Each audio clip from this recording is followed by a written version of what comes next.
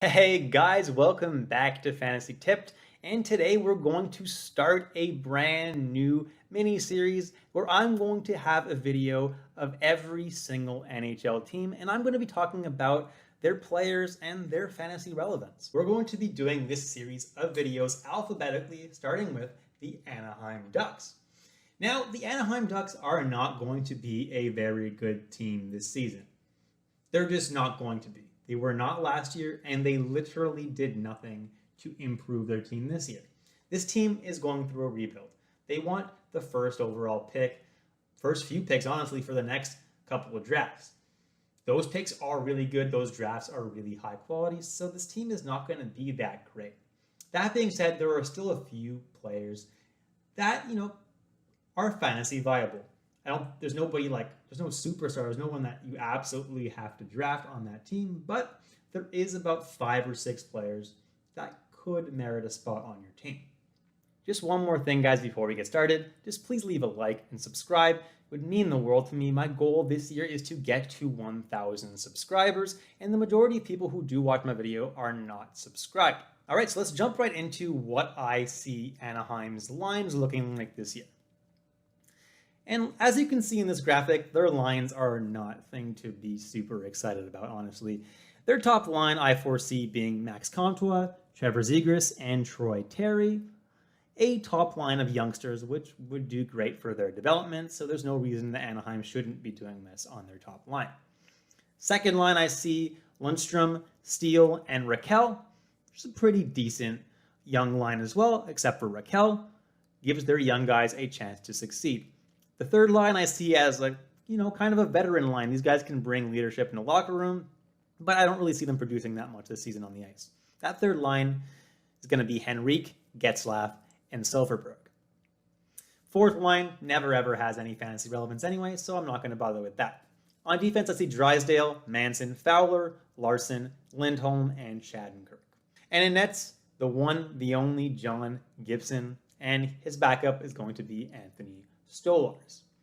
Now, all I have to base off of right now in terms of rankings where these players are going to go is NHL's list. They release a list of 250 players that in order that are going to be drafted supposedly in that order. Now, NHL's list doesn't always line up with Yahoo's list. So some of these, rankings might not be exactly where they're actually going to go in your future draft, but this is all I have to work with right now. Now, the highest ranked Anaheim Duck on NHL's list is Trevor Zegras at 150th overall. That's not super, super high, but that is the 87th forward drafted in the draft. Now, to give you guys just a little bit of perspective, players being drafted in that range are Brendan Gallagher, Connor Garland, Jamie Benn, and Victor Arvidsson. Now, none of these guys are superstars by any means, but they're guys that can give you a pretty decent amount of fantasy value. So Zegras would have to give you that amount of value at the very least to be drafted around those guys. Do I think he will? Well, here's the thing. Anaheim Ducks team is really not great. But from the small sample size that we saw from Zegras last year, we know that he's a very talented kid. He's going to get first line minutes, and he should also get top power play minutes. With all those minutes, he should be able to turn in a pretty productive season, and I think this ADP makes sense for him. So in this range, I actually like drafting Trevor Zegras. I think he could possibly have a 55 to 60 point season this year, which puts him in the range of all those guys, except for maybe Connor Garland might be a little bit better, depending on the role he gets with Vancouver. But honestly, I would draft Trevor Zegras over Jamie Benn, over Brandon Gallagher, because those guys are kind of inconsistent, especially Gallagher. We don't really know what kind of role he's going to get this year with Dan Nogam. He doesn't have the chemistry with his line mates. He may only get third line minutes this year. Who knows? Next is Jamie Drysdale at 171, according to NHL's list, or the 39th best D. Now, this means he's going somewhere around the 11th to 14th round, which seems a little early. And yeah, I do think it's a little bit early to be drafting Jamie Drysdale. He's only 19 years old. Last year, a lot of people forget he was only 18 years old. Yeah, he's going to be given top power play time. Yeah, he's going to be given a large amount of ice time. But does that necessarily mean he's going to be an elite defenseman this year? I'm not sure. I don't think he's a bad draft pick by any means, but there may be better options around where he's being drafted. If I'm looking, just taking a quick look at the NHL's list, they got Matt Grzelcyk really, really low on the list for whatever reason. He should still be manning Boston's top power play. So, in my opinion, if you're going to be grabbing a defenseman a little bit later in the draft, that's one of the guys I would go for, not necessarily Jamie Drysdale. Now, I don't hate him. He definitely could have a huge breakout season, given the opportunity he's probably going to get, but I wouldn't bank on it. The next guy who's ranked on NHL's list is Max Comtois at 210. Guys who are ranked around the same area are Brendan Saad, Nils Höglander, Mike Hoffman.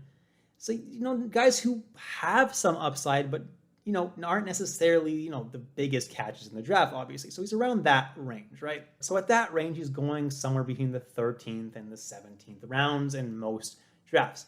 Do I like him at that draft range? I actually do. I do think he's going to get a lot of opportunities playing with Trevor Zegras on that top line in Anaheim.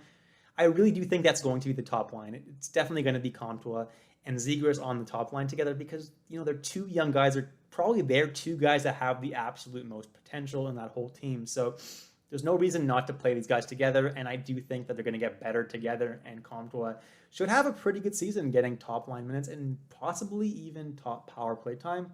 Around that range, you can't really go wrong drafting a guy like Max Comtois. Next on the list, ranked at 213th overall, is John Gibson.